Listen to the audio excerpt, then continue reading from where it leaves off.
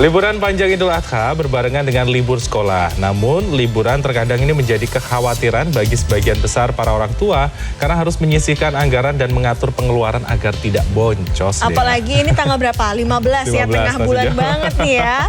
Lalu bagaimana agar keceriaan liburan tidak sampai mengganggu anggaran kebutuhan operasional rumah tangga? Berikut tipsnya untuk Anda. Libur sekolah telah tiba, tapi tahun ajaran baru di depan mata. Ini tentu menjadi sebuah dilema bagi sebagian besar orang tua. Belum lagi dibayangi biaya hidup rumah tangga seperti pangan yang masih mahal harganya menjadi tantangan bagi orang tua dalam mengatur keuangan selama periode pertengahan tahun. Karena apalagi kan kita perempuan ya, jadi kalau misalnya jalan kadang-kadang beli apa gitu kayak excited gitu kan, terus beliin apa buat anak-anak oleh-oleh segala macam, jadi akhirnya pas sampai rumah loh cover ya. Jadi akhirnya terpaksa ya kayak subsidi silang lah, kita pakai dana yang lain dulu nanti, tapi tegas untuk nextnya kita harus saving lagi untuk masuk lagi gitu loh income-nya gitu. Dari gaji juga, THR juga, sisa tabungan juga pasti sama ya, kalau sama ada usaha sampingannya kecil-kecilan gitu. Tapi persentasenya agak tentu ya? Nggak tentu, jadi tergantung kebutuhan. Apalagi kalau sekarang kan masuk ajaran baru ya, sekarang sekolah juga biayanya kan lumayan. Jadi kalau bisa habis biayanya buat sekolah aja, buat pendidikan gitu.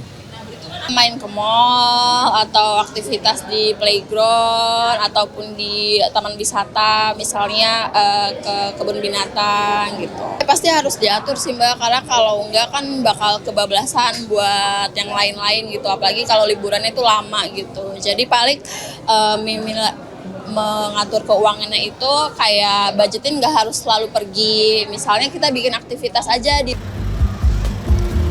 Orang tua berupaya agar momen liburan sekolah anaknya berkesan meski terbatas anggaran. Namun perencana keuangan Kaukubus Syarkiah mengatakan jangan sampai pengeluaran yang tidak terencana malah menimbulkan masalah keuangan di kemudian hari. Untuk itu, Kikau menyarankan anggaran untuk liburan sebaiknya disiapkan sejak tahun sebelumnya.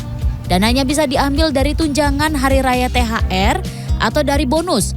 Namun jika karyawan tidak mendapatkan keduanya, orang tua bisa menyisihkan gajinya 10% hingga 20% untuk liburan tahun ajaran baru. Di sisi lain, jika orang tua sudah memiliki anggaran khusus liburan, Kikau menyarankan agar tidak semuanya dipakai untuk liburan. Ini untuk mengantisipasi kebutuhan lain-lain yang darurat. Dana liburan tersebut juga sebaiknya tidak bercampur dengan dana operasional rumah tangga, tabungan, ataupun dana darurat. Misalnya dengan cara disimpan tunai atau dipisahkan ke rekening tersendiri demi menghindari asumsi bahwa ada banyak uang yang dapat dihabiskan saat liburan.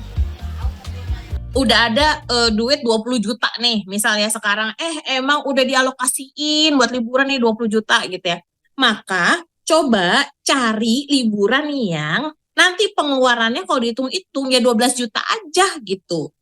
12 juta aja atau 13 juta aja. Kenapa? Karena spare yang 7 juta ini buat tanda petik yang lain-lain. Lain-lain untuk kondisi yang mungkin di tengah jalan ada darurat atau memang kita inginkan.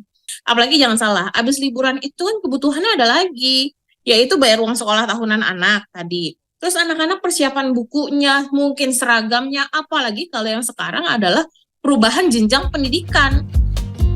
Kikau juga mengingatkan agar orang tua tidak mengambil pemasukan kedua yang berasal dari utang untuk sesuatu yang bersifat rekreasi. Karena prinsip utang yakni masa gunanya harus lebih panjang daripada masa pembayaran cicilan utangnya. Liburan harus fokus dengan tujuan yang ingin dicapai sesuai anggaran. Sehingga tidak perlu membeli oleh-oleh berlebihan atau keperluan lain di luar anggaran yang sudah dipatok.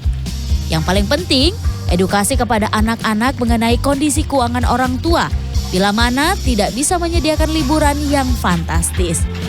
Desi Aritonang, Maria Oktober, Jakarta.